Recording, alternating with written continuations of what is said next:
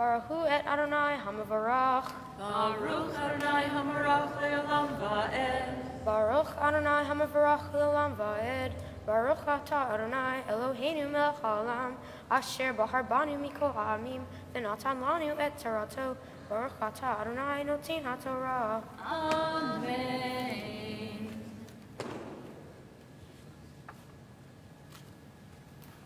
Vayitzav Adonai Elohim al ha'adam le'mor mikol et hagan achol tohel ume'et hadat tov hara lo tocha mimenu ki beyom hachocha mimenu mot tamud. Vayomer Adonai Elohim lo tov heyot ha'adam levado e'eseh lo ezer kenegdo.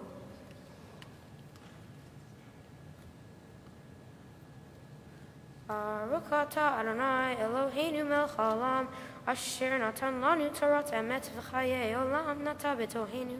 Baruch atah Adonai noten haTorah. Amen.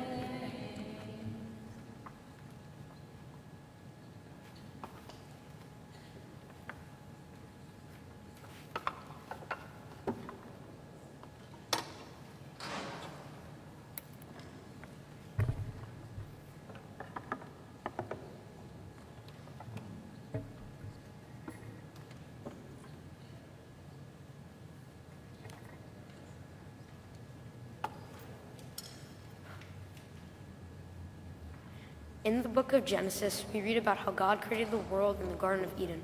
The garden seems to be a paradise, and yet we meet a snake who tricks Adam and Eve into eating from the tree of knowledge. In my sermon, I will be diving deeper into what the snake represented and why God would put such a creature into the Garden of Eden, God's paradise. When I first read this story, I thought God created the snake as a test because God wanted to see if Adam and Eve would obey him. In this sense, God introduced the snake into Eden so God could see what the human race was like. Would becoming all-knowing like God be a compelling temptation, or would they choose blind obedience? Clearly, God wants Adam and Eve to obey him, as a parent demands obedience from a child. But on the other hand, God puts a serpent in the garden to tempt Adam and Eve with the prospect of a greater understanding of the world, knowing full well that man and woman were created in God's image and would seek out such knowledge. It seems like God is looking for trouble. Perhaps God sees that Adam and Eve cannot become more than they are inside of Eden. For them to grow up and to strike out on their own, and the snake was there to give them a push. Interestingly, Adam and Eve ate from the tree. God also banished and cursed the snake. I think he did this for two reasons. One, he didn't want the mischievous creature in the midst of his perfect world. But secondly, he also gave the snake to humanity to continue to test people and force them to grow. In literature and art, we've personified the snake into our notion of the devil. In tales and fables, the devil, like the snake in Genesis, always tricks people into losing what they most value by giving them what they think they want. My father is working on a musical piece called L'Histoire des Soldats, which is about a soldier who meets the devil on his way home from a war. The devil tricks him into giving up his fiddle for the promise of wealth. But in the end, the soldier loses everything he loves. There are many stories like this, cautionary tales that warn of easy answers and shortcuts that lead to disaster. Humanity keeps the notion of the snake in our midst to help us make better choices or show us how we must bear the consequences of our poor decisions. In my life, I've met a few snakes. When I was 9, I played a game called Madden Mobile 15. I had a really good team. A fellow Madden gamer saw my team approach me online. He said he could get me free coins. Coins are used to buy better players. He asked me for my account verification code. So I gave him the code. He logged onto my account, pretending he was me. He made me join his league. He stripped me of all my players, leaving me with a 60 overall team. I felt like quitting Madden altogether. Then I decided that I wasn't going to let the snake keep me from playing the game. So I used the coins he left me to buy players on the auction house.